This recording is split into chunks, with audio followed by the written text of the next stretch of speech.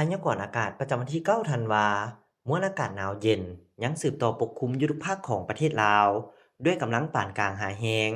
สมทบกับกระแสลมตะวันออกเฉียงเหนือพัดปกคลุม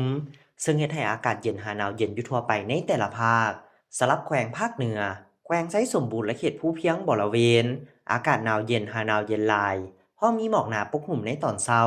และมีลมพัดแรงเป็นบางโอกาสอยู่บางท้องถิ่นของบรรดาแขวงภาคกลางและภาคใต้ ภาคเหนือด้านตะวันออกอากาศหนาวเย็นหาหนาวเย็นหลายพอมีหมอกหนาปกคลุมในตอนเช้าและมีลมพัดแรงเป็นบางโอกาสอยู่บางท้องถิ่นอุณหภูมิไม่ระหว่าง6 ถึง 22องศาภาคเหนือด้านตะวันตกอากาศหนาวเย็นพอมีหมอกหนาปกคลุมอยู่บางท้องถิ่นในตอนเช้าและมีลมพัดแรงเป็นบางโอกาส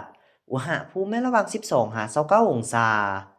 ที่นครหลวงเวียงจันทร์อากาศเย็นพอมีหมอกบางปกคลุมอยู่ทั่วไปในตอนเช้า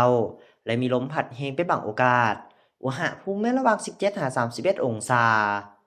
ภาคกลางอากาศเย็นพอมีหมอกบางปกคลุมอยู่ทั่วไปและมีลมพัดแรงอยู่บางท้องถิ่นอุณหภูมิระหว่าง15 ถึง 30องศาสลับแขวงไซสมบูรณ์อากาศหนาวเย็นหาหนาวเย็นหลายพอมีหมอกหนาปกคลุมในตอนเช้าและมีลมพัดแรงเป็นบางโอกาสอุณหภูมิระหว่าง8 ถึง 29องศาภาคใต้อากาศเย็น พอมีหมอกบางปกคลุมอยู่ทั่วไปในตอนเช้า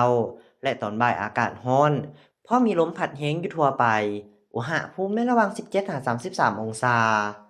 สำหรับเขตภูเพียงบริเวณอากาศหนาวเย็นพอมีหมอกหนาปกคลุมในตอนเช้าและมีลมพัดแรงเป็นบางโอกาสอุณหภูมิในระหว่าง10 ถึง 24องศา